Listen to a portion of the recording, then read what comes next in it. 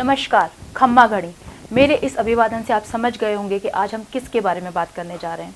वैसे तो हमारा देश अपनी संस्कृति और अपने राजे रजवाड़ों के लिए सारे विश्व में जाना जाता है और इसके कुछ स्थान ऐसे हैं जो अपने अंदर कई यादों को, इसके गौरवशाली इतिहास को समेटे हुए हैं। तो आज हम बात करने जा रहे हैं राजस्थान के जैसलमेर के बारे में।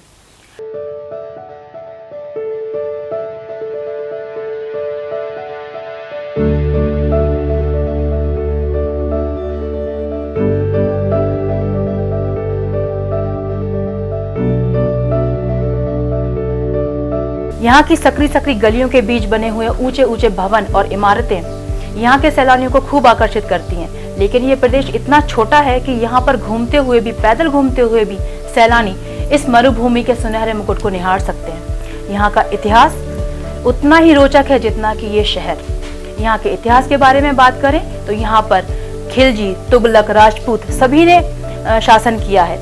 लेकिन यहाँ के जो भवन है वो राजपूत इतिहास के, राजपूत शैली के सच्चे द्योतक हैं। ऐसा कहा जाता है कि इसकी स्थापना 12वीं शताब्दी में राजपूत राजा राव जैसल ने की थी। इन्हीं के नाम पे इसका नाम जैसलमेर पड़ा।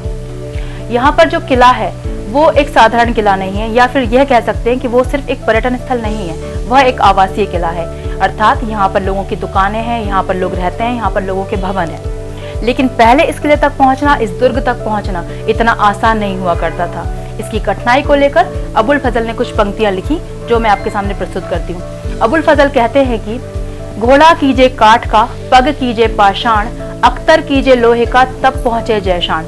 मतलब यहाँ पर पहुंचना इतना कठिन हुआ करता था कि अगर आपको इस किले तक पहुंचना है तो आपके पास घोड़ा लकड़ी का, पैर पत्थर के और आपका शरीर लोहे का होना चाहिए, तब आप इस किले तक पहुंच सकते हैं।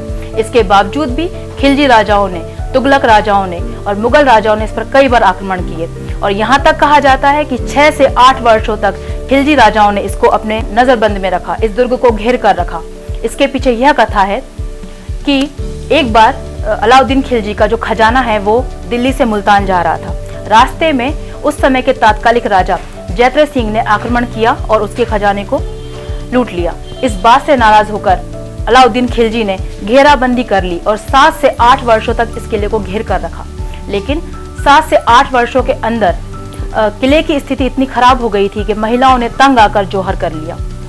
इसके बाद दोबारा से ये जो किला था वो खिलजियों के नियंत्रण में चला गया। लेकिन फिर भी कुछ संघर्ष हुए, कुछ युद्ध हुए, इसके बाद फिर ये राजपूतों के नियंत्रण में आ गया। अभी हमने जैसलमेर के इतिहास के बारे में और अतीत के बारे में काफी सारे बातें की।